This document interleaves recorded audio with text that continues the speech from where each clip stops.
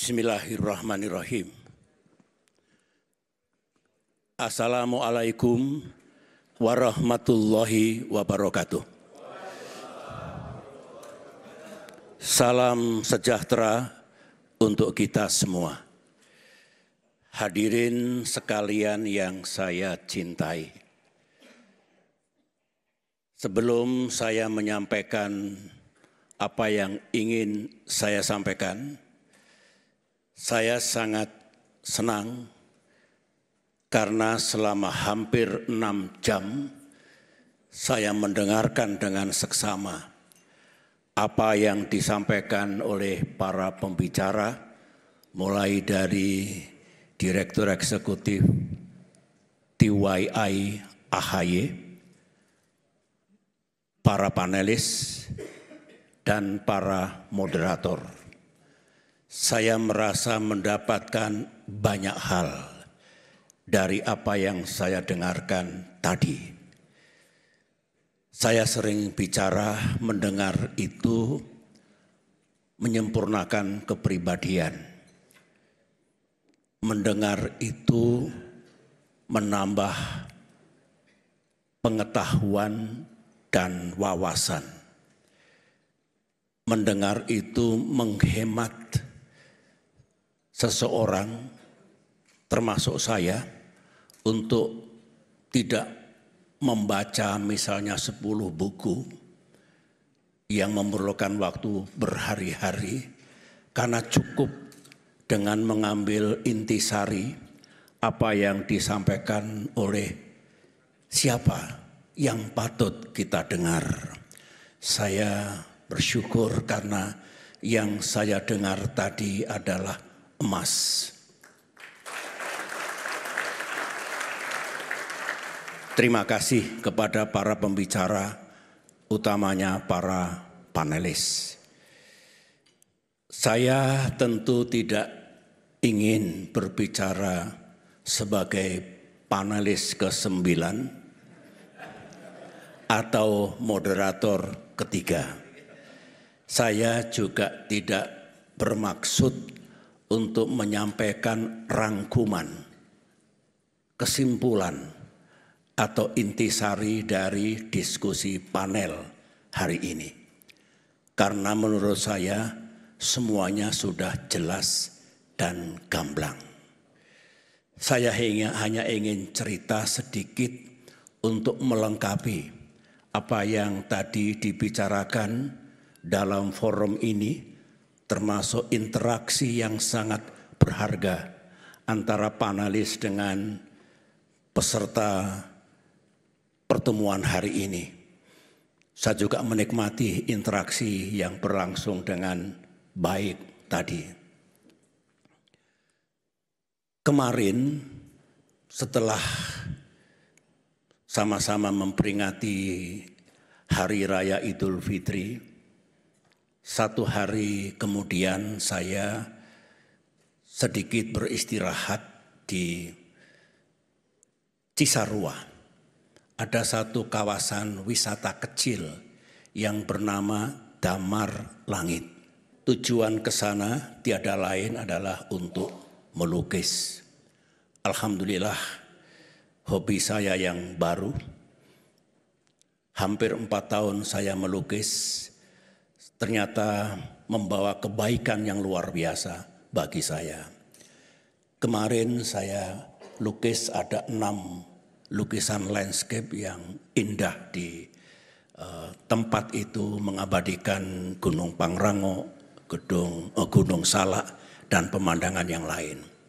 Tetapi malam hari saya terganggu dengan betapa maraknya, betapa keotiknya dunia sekarang ini lantaran makin intensif yang disebut dengan perang tarif, balas membalas satu sama lain. Termasuk berita bahwa Indonesia juga dikenakan tarif sebesar 32%. Di tengah malam saya memanggil staf saya, Kolonel Tumpal, coba saya kok ingin menulis sesuatu. Tidak akan saya lepas dalam bentuk tweet, karena saya tahu sebagai seorang yang pernah memimpin negeri ini, saya harus hemat bicara dan berhati-hati dalam bicara. Saya akan memastikan setiap yang saya sampaikan politically correct. Dan itu bagi saya etika. Ditulislah 7 butir bagaimana sebaiknya Indonesia menyikapi yang baru saja disampaikan oleh Presiden Donald Trump. Setelah saya lepas, saya kembali ke Jakarta dan 1-2 hari kemudian saya mendengarkan kebijakan pemerintah Indonesia untuk merespon apa yang dikenakan oleh Presiden Trump tersebut. Saya bersyukur karena yang dijelaskan oleh para menteri Indonesia, tentu termasuk Presiden Prabowo Subianto yang saya dapatkan dari berbagai sumber, itu boleh dikatakan 80% sama dengan apa yang saya pikirkan. Dan kalau bisa saya rekomendasikan kepada pemerintah Indonesia. Saya khawatir kalau Indonesia terlalu reaktif, lebih emosional dan kurang rasional ketika kita menyadari kita ini siapa, dunia seperti apa, Amerika Serikat seperti apa. Kita harus tahu kemampuan dan batas kemampuan kita. Kita harus tahu apa yang bisa Indonesia lakukan dan apa yang tidak bisa Indonesia lakukan. Oleh karena itu, saya melepas tweet, hanya beberapa butir tweet yang merupakan dukungan saya kepada pemerintah Indonesia, ABC, karena saya pandang tepat. Kemudian juga bertepatan dengan gonjang-ganjing pasar modal dan pasar valuta asing.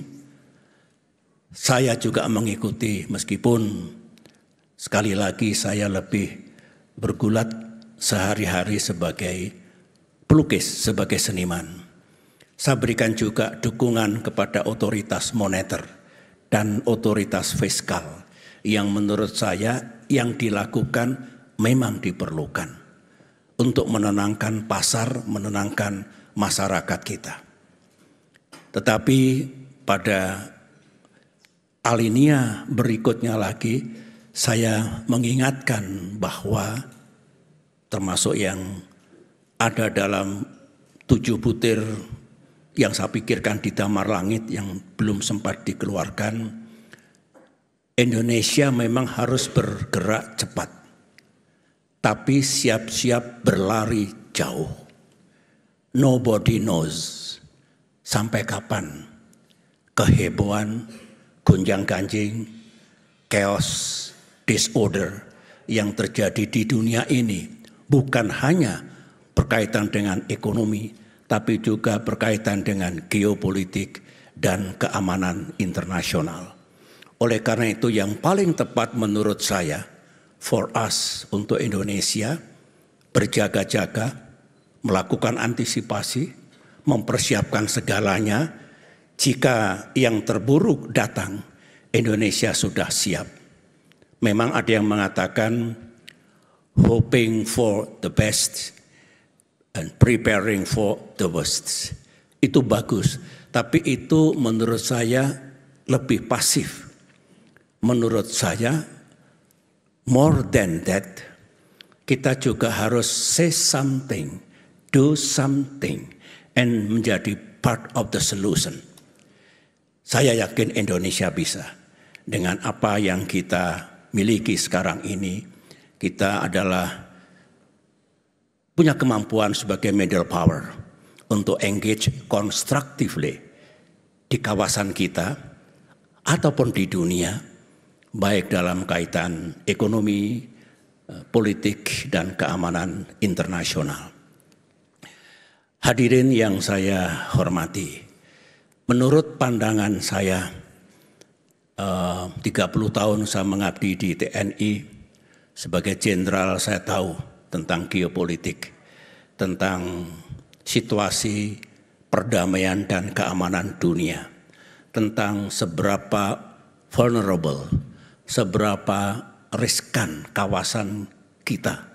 Misalnya terjadinya perang besar di Asia Timur dan Asia Tenggara, perang besar di Timur Tengah, perang besar di Eropa. Saya tahu. Dan anything can happen. Kalau situasi geopolitik, politik internasional masih seperti ini dan bahkan makin eskalatif. Saya membaca 2 buku novel yang saya beli di Jepang dan yang kedua di Chicago, yang judulnya adalah, atau tema dari novel itu ditulis oleh seorang mantan admiral, paham tentang situasi peperangan di laut, yang menggambarkan tahun 2034 sangat mungkin terjadi perang besar di kawasan Asia Tenggara dan Asia Timur. Satu lagi buku yang mirip, 2054 sangat mungkin terjadi peperangan besar pada tingkat global. Setelah saya baca dengan seksama, saya punya pikiran lain sambil berterima kasih. Karena itu realistik sekali, bisa miscalculate, bisa terjadi insiden on the ground without superior military orders, tetapi can happen kalau situasinya panas seperti ini. Oleh karena itu, sambil menikmati novel itu, saya berpendapat dunia sebenarnya masih punya resources, masih punya jalan untuk mencegah terjadinya perang besar itu, baik di Mandala Pasifik, Mandala Timur Tengah maupun Mandala Eropa. Can be avoided, can be prevented. Oleh karena itu, Indonesia harus bisa menjadi bagian, utamanya di Mandala Asia Pasifik, untuk mencegah peperangan besar seperti itu yang pasti akan menimbulkan keporak-porandaan kawasan kita, dunia kita. Jadi pertama saya ingin mengingatkan dari sisi geopolitik dan keamanan internasional yang juga menjadi bagian dari diskusi panel kita hari ini. Yang kedua, tentang dinamika ekonomi global.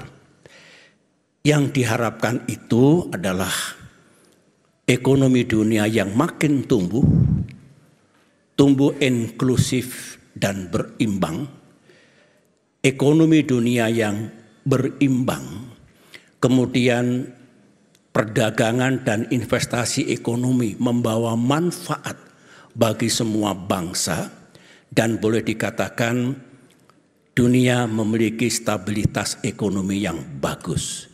Itulah our goal, our objective. Saya masih ingat ketika terjadi krisis 2008-2009, saya aktif menghadiri G20 Summit, mulai dari Washington DC ke London dan seterusnya kemana-mana. Bagaimana segera stop the bleeding, kemudian bagaimana memulihkan kembali ekonomi dunia yang tidak mudah.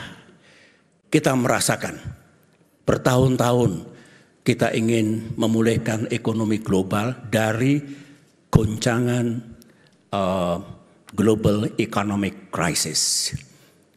Perdebatan di London, ini mana yang penting?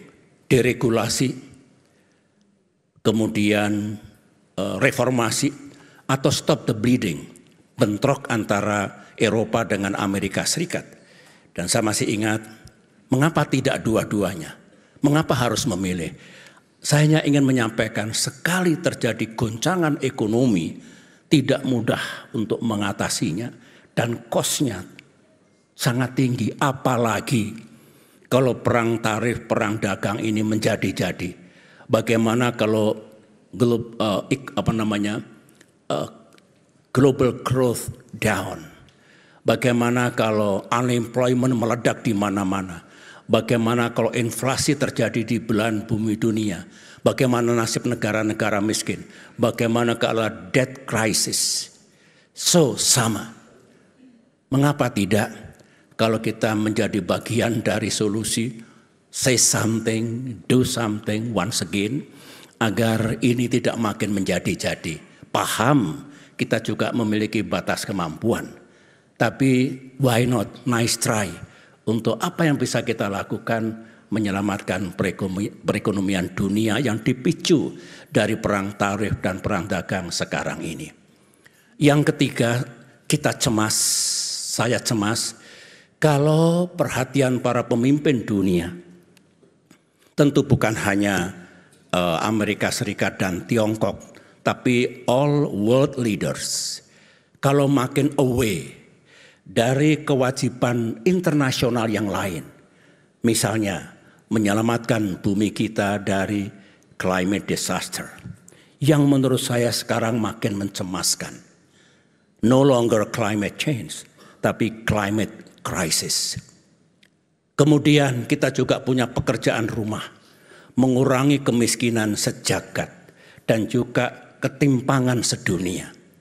Itu juga global agenda yang sangat penting karena diinginkan oleh semua bangsa di dunia.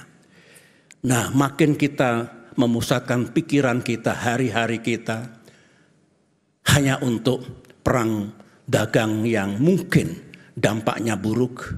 Demikian juga pendekatan dalam mengatasi persoalan regional melalui geopolitik of power, melalui perang, melalui apa-apa yang merupakan hard power, ciri dari power politics, seperti itu yang sebetulnya makin menjauh dari kewajiban global yang lain. Kita dari mimbar ini, dari bumi Indonesia harus juga ikut bicara. Jangan diam. Politik bebas aktif tidak berarti diam, tidak berarti tidak berpendapat. Tentu kita harus bisa dengan penuh tanggung jawab, dengan tujuan yang baik, ikut menyampaikan pikiran-pikiran kita. Forum seperti ini adalah cikal bakal atau embrio dari kepedulian kita terhadap permasalahan dunia. Yang kelima agendanya, tadi saya sudah bicara 1, 2, 3, 4 dari geopolitik dan keamanan internasional, global economy, combating climate change, kemudian reducing global poverty and inequality. Yang kelima adalah ini menjadi keseharian dunia nanti, yaitu bagaimana teknologi termasuk AI menjadi bagian dari kehidupan manusia sebumi. Disruptions, misuse of technology, perang menjadi sangat berbahaya dan sebagainya. Inilah pekerjaan-pekerjaan besar menurut saya, meskipun detailnya sudah kita bahas tadi di ruangan ini, tetapi saya justru membawa ke sesuatu yang lebih fundamental, lebih besar, semacam big picture dari seperti apa dunia kita sekarang ini, apa agenda dan tantangannya, dan bagaimana kita semua menjadi bagian untuk mengatasi masalah itu. Soal ASEAN, saya senang sekali ada pandangan-pandangan tadi. 10 tahun saya sangat aktif dalam ASEAN. Perubahan ASEAN Charter, saya juga aktif di dalamnya. Tidak boleh kita hanya bersandar, ASEAN tidak boleh saling mencampuri urusan dalam negeri masing-masing. Ada klausul yang lain, we have to respect democracy, human right, dan juga the rule of law. Bagaimana kita menyandingkan, tadi Bung Rizal Sukma, mungkin diperlukan chapter yang lain, welcome.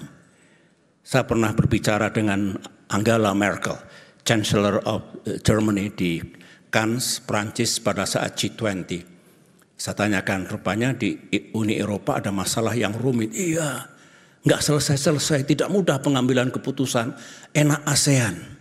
ASEAN itu nggak terlalu structured, tidak rules based, malah mudah. Melihatnya begitu, padahal ASEAN juga ingin bagaimana kita more structured, more rules based, termasuk decision making process. Oleh karena itu, tidak ada yang mentabukan merubah sebuah charter ASEAN. Sebagaimana our dream melihat kembali UN Charter misalnya. Sampailah saya kepada apa yang akan terjadi di dunia ke depan ini. Ini sementara, musiman, atau ini awal dari the end of world order. Setelah Perang Dingin dan sebelumnya setelah Perang Dunia Kedua. Akankah UN Charter akan ditinjau dan diubah? Apakah Bretton Woods Institute juga akan sirna? Apakah jerih payah dulu di San Francisco menggagas berdirinya PBB, pengganti Liga Bangsa-Bangsa yang ternyata tidak efektif setelah Perang Dunia ke-1 berhasil dulu. Ini menjadi pikiran kita semua. Seperti apa yang akan terjadi? Mudah-mudahan kalau ini akan terjadi chaos baru pada tingkat dunia, sebagaimana yang pernah kita dengar kalau ada bencana besar karena lempeng tektonik kita bergerak, tsunami contohnya di Aceh, ada pelepasan energi di sana sini. Setelah itu terjadi keseimbangan baru, kemudian move on menuju ke masa depan. Akankah dunia kita kalau ini terus berlangsung makin memburuk, terjadi goncangan besar, kata Pak Wamenlu tadi, ini barangkali blessing in disguise, itu bukan kata-kata saya. Tetapi mungkin kita tidak tahu rencana Tuhan, apa yang akan terjadi. Tetapi harapan kita, kalau terjadi sesuatu yang buruk, ya Allah, ya Tuhan, jangan berlama-lama, segera berikan kami jalan baru, situasi baru, untuk membuat dunia ini makin bagus, yang menguntungkan kita semua. Sangat mungkin seperti itu. Kemudian yang terakhir Indonesia. Saya tentu sama dengan pendahulu-pendahulu saya, mulai dari Presiden Soekarno, Presiden Soeharto, Presiden Habibie, Presiden Abdurrahman Wahid, Presiden Megawati. Saya kira sama dengan penerus saya, Presiden Jokowi dan Presiden Prabowo. Tentu ingin melakukan yang terbaik untuk negeri ini bersama pemerintah yang dipimpin oleh masing-masing presiden. Memang dalam dunia politik internasional, dalam hubungan internasional ada sejumlah school of thought, aliran pemikiran. Ada yang sangat menyukai realisme, ada yang menyukai liberalisme, ada yang menyukai idealisme. Kalau saya lebih realistik. Saya senang realisme. Tetapi jangan membuang semua niat baik dari liberalisme, kerjasama dunia yang bagus, multilateralisme misalnya, juga dengan liberalisme dan idealisme. Pada saatnya kita bisa memilih mana yang paling tepat dan dalam konteks apa. Setiap negara pasti mengutamakan kepentingan nasionalnya masing-masing. Tidak ada yang tidak meletakkan kepentingan itu menjadi prioritas. Indonesia first misalnya, Amerika first, Russia first, China first, semua negara first. Tetapi ada kewajiban internasional kita. Ada kewajiban moral kita. Misalnya, kalau dunia tidak bergandengan tangan untuk menyelamatkan bumi kita, untuk mengurangi kemiskinan sejagat. Saya juga aktif dulu dalam merumuskan SDGs dengan teman-teman dari sejumlah negara. Kalau kita tidak berkolaborasi, bekerja sama, tidak akan tertangani, sehingga tidak bisa dihindarkan dalam dunia realisme yang namanya nasionalisme, proteksionisme, unilateralisme, seperti itu. Tetapi tetap ada ruang untuk kerjasama internasional. collaboration, multilateralism, dan sebagainya. Dimulai dari ASEAN, rumah kita, dan dimulai dengan semua yang mencintai dunianya makin baik dan makin maju. Itulah sebetulnya yang terjadi di dunia saat ini. Oleh karena itu kita harus terus mencermati perkembangan, ya, day by day, night after night. Tetapi kita jangan kehilangan pikiran yang jernih bahwa ada masalah itu, ada isu itu.